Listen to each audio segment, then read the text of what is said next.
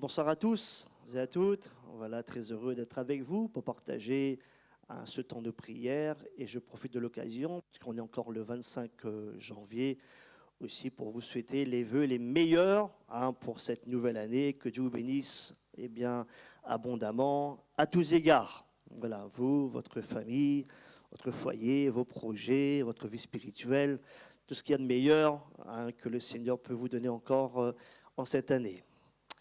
Voilà, nous allons ouvrir ensemble l'Écriture, puisque c'est là le moment aussi important avant de nous attarder à la prière. Je suis sûr que la majorité ce soir d'entre nous, vous avez en votre possession une clé. Oui ou non? Oui? Je vous montre la mienne. Bon, je suis venu avec un moyen de locomotion, ma clé. Voilà. Ce soir, on va parler de la prière. On va faire un parallèle avec la clé.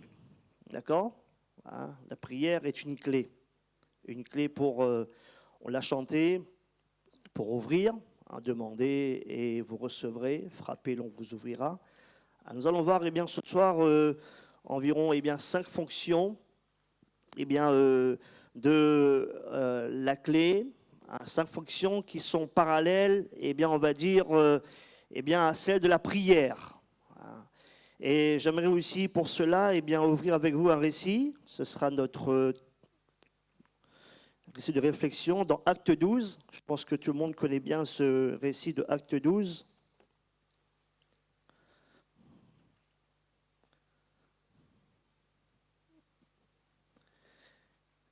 Et ce soir, on va comparer la prière à un trousseau de clés. Voilà, quoique ce n'est pas la trousseau de clés, mais bon, on va voir les fonctions de la clé et aussi faire un parallèle avec la prière. Alors, Acte 12, vous avez trouvé tout le monde? Le verset 1er. Voilà ce que nous pouvons lire. Vers le même temps, le roi Hérode se mit à maltraiter quelques membres de l'Église.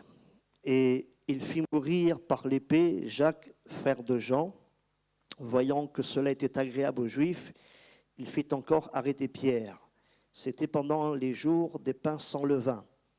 Après l'avoir saisi et jeté en prison, il le mit sous la garde de 4 escouades de 4 soldats chacune, avec l'intention de le faire comparaître devant le peuple après la Pâque.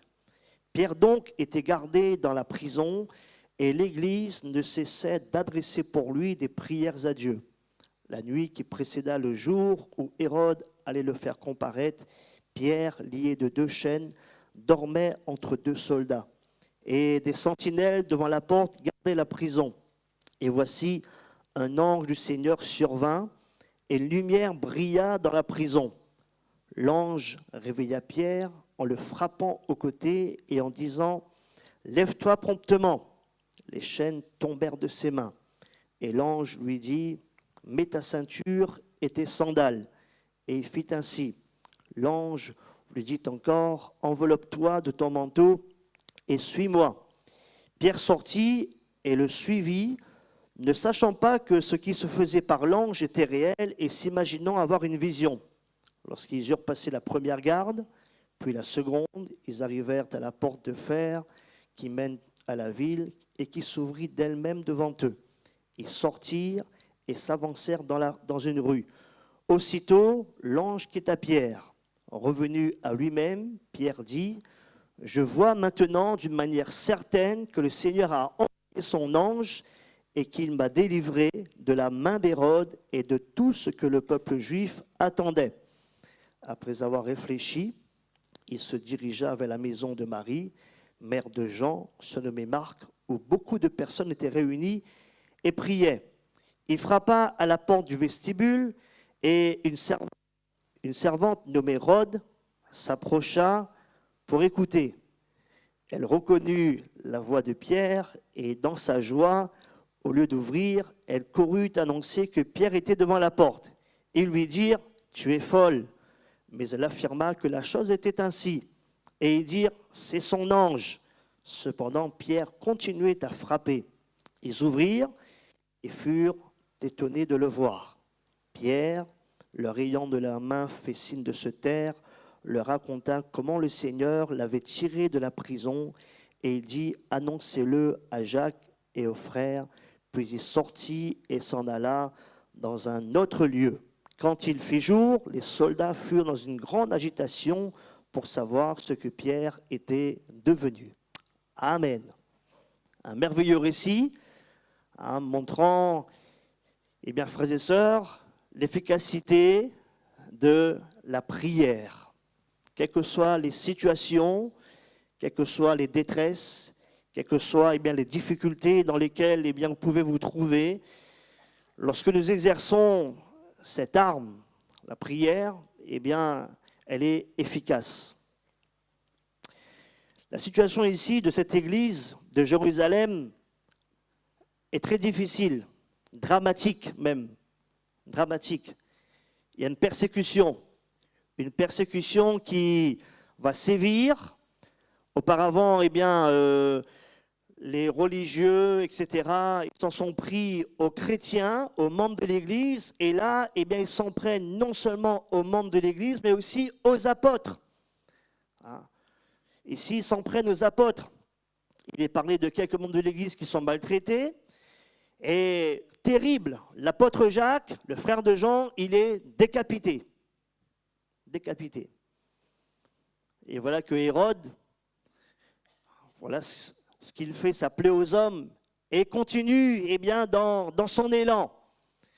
Et il va encore eh bien, faire arrêter Pierre pour le mettre en prison. Et l'intention d'Hérode, c'est aussi eh bien, de faire décapiter Pierre. Voilà eh bien, son intention. J'aimerais vous dire, frères et sœurs, que vous et moi, ici à La Réunion, nous avons un privilège. Un privilège. De ne pas connaître ce genre de persécution, n'est-ce pas? Il y a des pays aux alentours où la persécution elle est terrible, où eh bien, les gens sont mis en prison, les chrétiens sont mis en prison à cause de leur foi, où eh bien, ils n'ont pas la liberté de culte. Ici à La Réunion, nous avons cette liberté de nous rassembler sans être inquiétés. C'est une grâce de Dieu. Nous pouvons eh bien, bénir le Seigneur eh bien, pour cette liberté qu'il nous donne. À Mayotte, il n'y a pas vraiment cette liberté, quoique c'est français, mais on n'est pas vraiment libre. Et pire encore, dans l'archipel des Comores, eh bien, c'est encore plus difficile, où là-bas, il y a l'église souterraine. Ils ne peuvent pas se réunir, vous voyez, en toute liberté, comme eh bien, ce soir nous le faisons ici. Et j'aimerais vous dire eh bien, que ces moments que nous pouvons avoir, que vous pouvez avoir, eh bien, que ce ne soit pas des moments où vous venez par habitude ou par routine. Non, mais que vous puissiez apprécier la valeur de ces instants.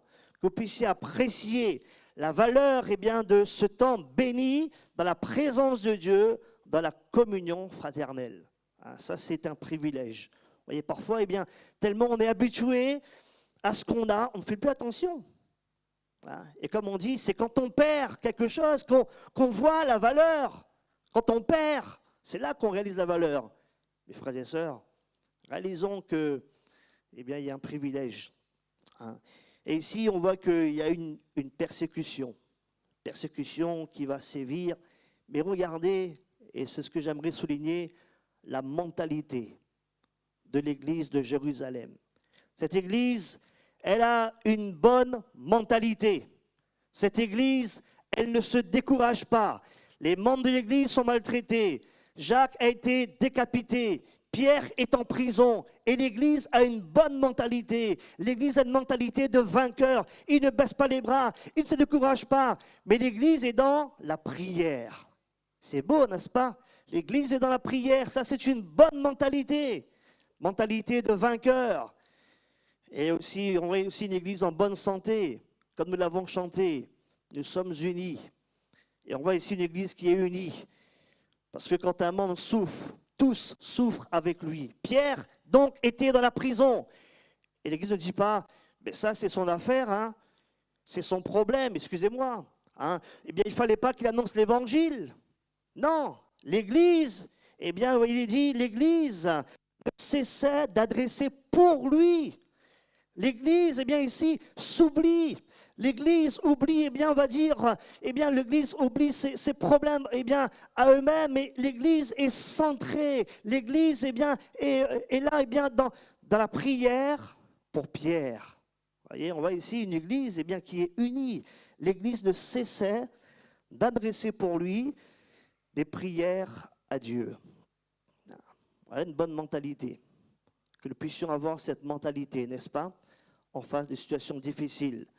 Hein, peut-être ce soir, quelqu'un se trouve dans une prison, la prison de la maladie. Ou alors un membre de votre famille se trouve dans la prison de la maladie. On ne sait plus quoi faire. Il n'y a plus rien.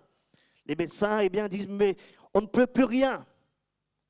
Mais ce soir, il y a la prière. Et ça, c'est efficace. La prison des difficultés. Peut-être ce soir, une personne, un membre de sa famille dans la prison de l'addiction ou autre, je ne sais pas. Eh bien, ce soir, je crois que la prière, elle est efficace lorsqu'elle est exercée. Alors, la clé, vous savez, ça sert à donner accès, n'est-ce pas? La clé, eh bien, nous donne accès à des choses. À des choses. Par exemple, pour démarrer la voiture, hein, ou alors à un endroit, il y a quelques frigos où il y a une clé.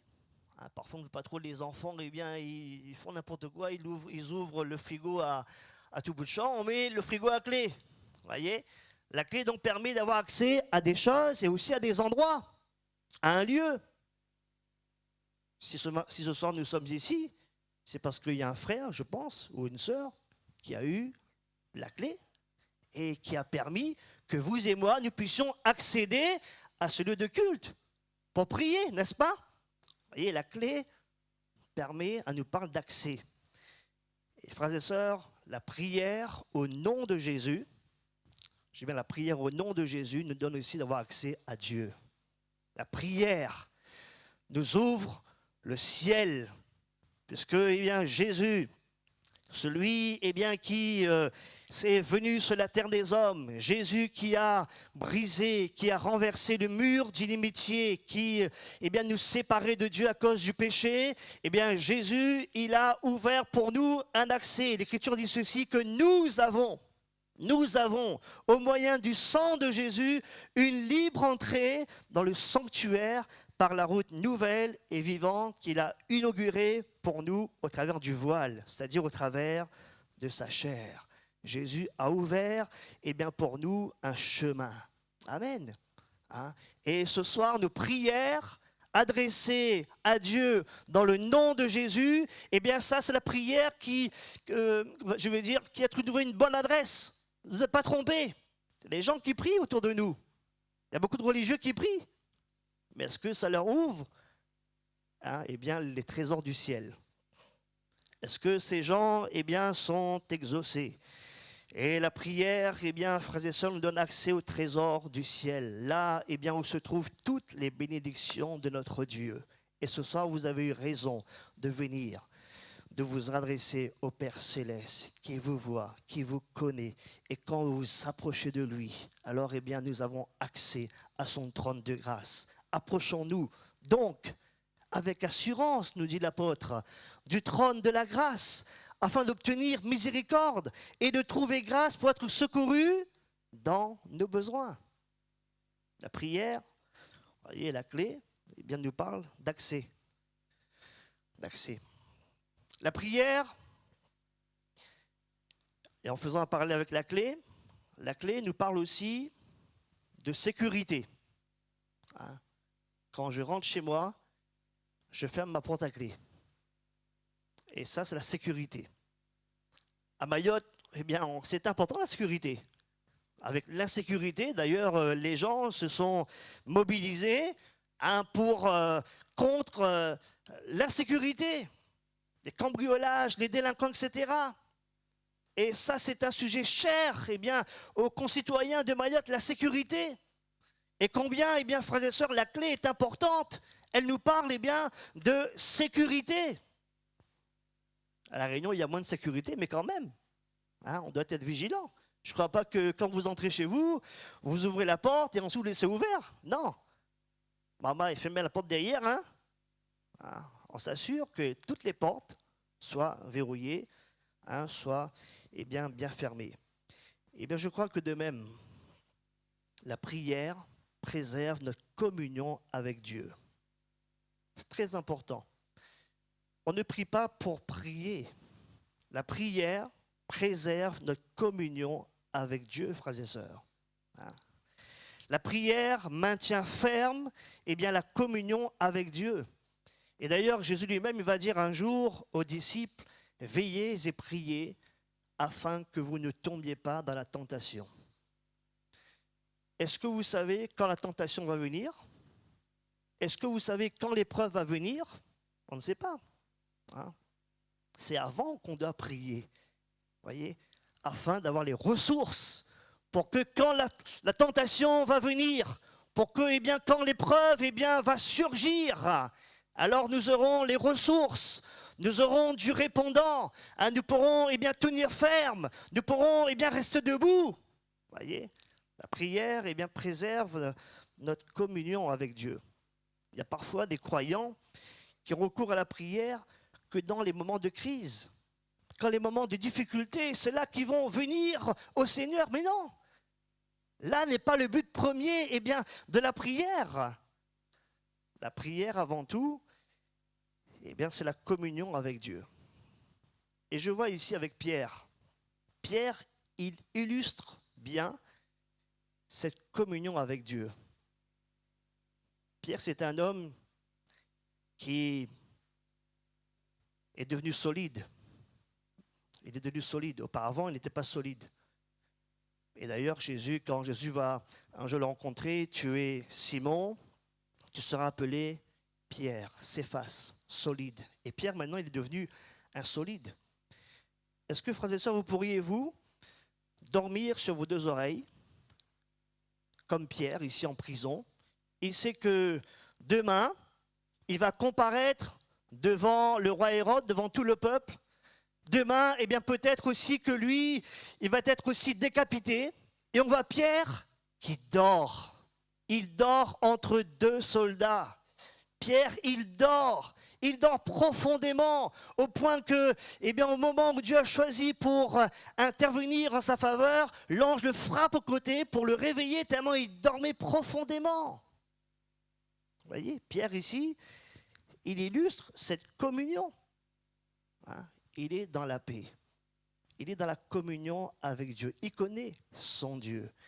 Et d'ailleurs, c'est lui qui dira dans son épître, « Déchargez-vous sur Jésus, déchargez-vous sur lui de tous vos soucis, car lui-même prend soin de vous. » Oh, ce soir aussi, toi aussi, décharge-toi sur Jésus de tous tes soucis, car lui-même, Jésus, il prend soin de toi. Ne t'inquiète pas, la nuit, ne t'inquiète pas. Souvent, quand on est inquiet, quand on est angoissé, on n'arrive pas à trouver le sommeil. Mais Pierre, ici, lui, il dort. Ce soir aussi, décharge-toi sur Jésus de tous tes soucis, de tous tes fardeaux. Lui-même, Jésus lui-même, il prend soin de toi. Non pas il prendra, il prend soin de toi. Et Pierre ici, on voit que c'est un homme qui est dans la communion avec Dieu. Et frères et sœurs, la clé et la sécurité, la prière aussi préserve notre communion avec Dieu. Puisqu'il y a des dangers qui guettent, qui menacent notre communion. Il y a des dangers. Parfois, nous sommes accaparés aujourd'hui, accaparés par ce monde, par les activités. On n'a pas le temps. On fait une prière comme... Non. Regardez Jésus. Jésus, il avait un emploi du temps, je crois, chargé. Il se levait tôt le matin et le soir, il se couchait très tard. Les gens venaient encore, parfois, faire appel à lui. Et dans ce laps de temps, Jésus trouve le temps pour la prière. Voyez, Daniel, il est dit que Daniel, 3 fois par jour, en direction de Jérusalem, la fenêtre ouverte, il priait son Dieu. Il se mettait à genoux et il priait son Dieu. Voyez, faisons attention à ce que le temps nous accapare et qu'on n'ait plus cette communion, ce temps précieux avec le Seigneur pour notre communion, cette proximité. Et là, nous connaissons Dieu. Nous apprenons à connaître Dieu. Là, le Seigneur nous révèle aussi des choses, frères et sœurs. Il y a des dangers. l'activisme, il y a aussi le péché. Le péché aussi, eh bien, entrave notre communion avec Dieu. C'est pour cela que, eh bien, s'il y a un péché qui est là, il faut le confesser à Jésus. Si nous confessons nos péchés, il est fidèle et juste pour nous les pardonner. Les soucis aussi, parfois aussi, peuvent également prendre le dessus, voyez, et entraver aussi notre communion avec le Seigneur. Veillons sur notre communion avec le Seigneur. La clé nous parle aussi de délivrance. Est-ce qu'il vous est jamais arrivé de perdre vos clés? Non? Oui ou non? Oui. Et là, on pense à quoi? Au double de clés. Ah, j'ai les doubles de clés quelque part. Et là, je suis, on va dire, sauvé, super. Au lieu de casser la vitre de la voiture, par exemple, ou autre. Et là, je suis content, eh bien, que quelqu'un m'emmène les doubles de clés, ou je suis content de retrouver mes doubles de clés que j'ai mis quelque part. Si c'est on va dire, pas trop loin, bon, bref. Donc, ça parle eh bien, de délivrance, la clé. Et une anecdote, vous savez, un jour, à Mayotte, il y avait quelqu'un qui était prisonnier, on va dire, dans les toilettes. Il était dans les toilettes et quelqu'un d'autre a fermé la porte sans savoir qu'il était à l'intérieur. Et le frère ensuite, il m'appelle avec son téléphone, heureusement qu'il avait le portable. « Pasteur, je suis coincé aux toilettes, je suis enfermé. » J'ai dit « Ah bon, mais comment se fait-il » Ah, il était enfermé. Je suis venu et je l'ai libéré. Il était délivré, il était content. Hein, et heureusement qu'il avait son portable. Sinon, hein, il aurait resté la nuit. Vous voyez, la clé, frères et sœurs, nous parle de délivrance. En plus de protéger, la clé nous parle de sécurité. En plus de protéger, les clés peuvent libérer. Et regardez ici, frères et sœurs, par la prière de l'Église, Pierre a été délivré. Par la prière de l'Église, Pierre a été délivré. Il est dit que Pierre, il était entre deux soldats et les chaînes tombèrent de ses mains. Les chaînes tombèrent de ses mains. Oh, ce soir, eh bien, plaise à Dieu que dans ce temps de prière, les chaînes aussi puissent tomber ce soir. Hein, eh bien, des mains peut-être de ceux qui sont captifs. Que ce soit encore dans ce temps de prière, eh bien, des personnes aussi qui sont liées par le péché, aussi eh bien que les chaînes eh bien, tombent de leurs mains. Des personnes qui sont liées par le péché, par la puissance des ténèbres, par eh bien, toutes sortes de vices et de passions. Frères et sœurs, je crois que lorsque nous prions, eh bien, le Seigneur aussi, il délivre. Les chaînes tombent. Ici, il est dit qu'ils arrivèrent à la porte de fer. Ils arrivèrent à la porte de fer qui mène à la ville, qui s'ouvrit d'elle-même devant eux. Merveilleux, n'est-ce pas? La porte de fer.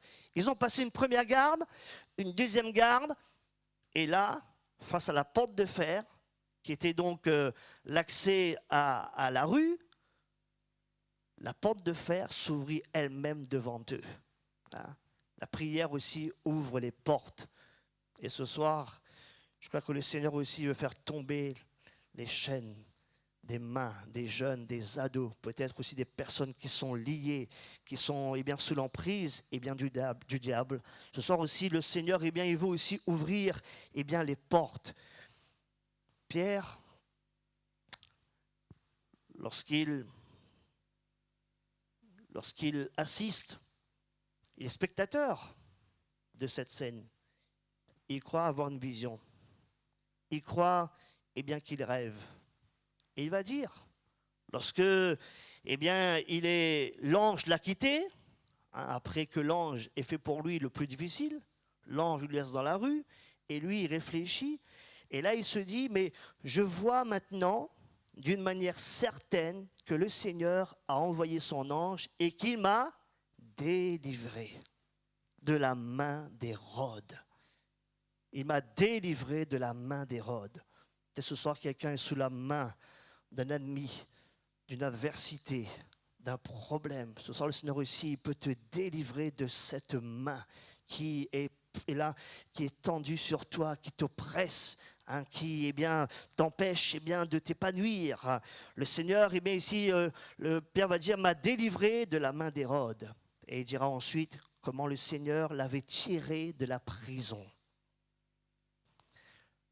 le psalmiste dira ceci, « Invoque-moi au jour de la détresse, je te délivrerai et tu me glorifieras. » Frères et sœurs, j'aimerais aussi dire concernant cette délivrance, le Seigneur est intervenu la nuit qui précéda le jour où Hérode allait faire comparaître Pierre.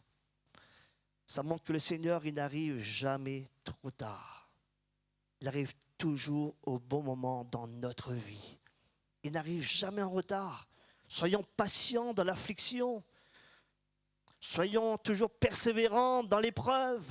Le Seigneur, il arrive toujours au bon moment, au bon endroit. Il n'arrive jamais trop tard, frères et sœurs. Non, ici, il n'est pas arrivé trop tard. Il est arrivé au bon moment pour secourir Pierre. Et j'avance avec la clé. La clé nous parle aussi de confiance. Quand j'ai la clé, je sais que je ne m'inquiète pas. Je peux ouvrir. Je ne m'inquiète pas. La clé nous parle aussi de la confiance. Et Jésus dira ceci, « Tout ce que vous demanderez en mon nom, je le ferai, afin que le Père soit glorifié dans le Fils. Si vous demandez quelque chose, en mon nom, je le ferai. » Ayons confiance dans le nom de Jésus. Ayons confiance dans le nom qui est au-dessus de tout nom.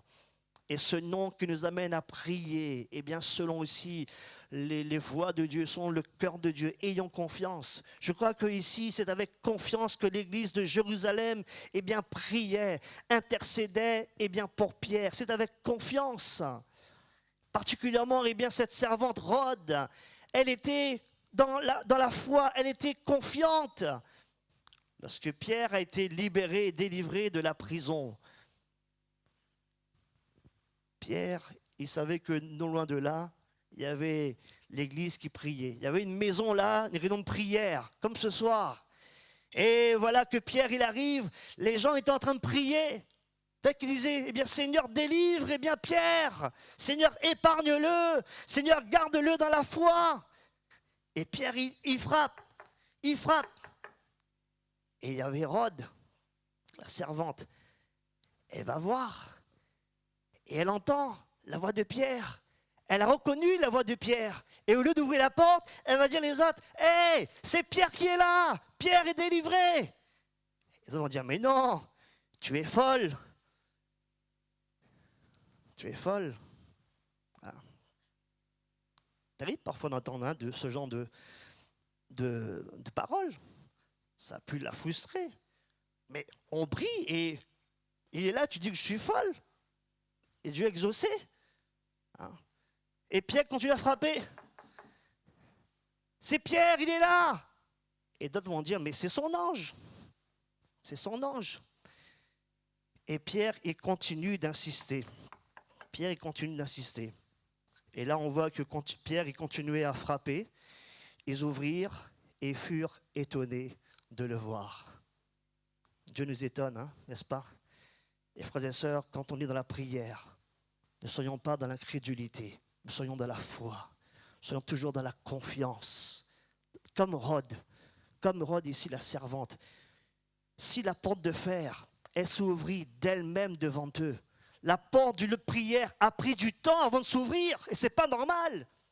Vous voyez, ça montre ici que ces gens, ils priaient, certes, mais peut-être qu'ils ne s'attendaient pas à voir cette délivrance aussi rapide de la part du Seigneur.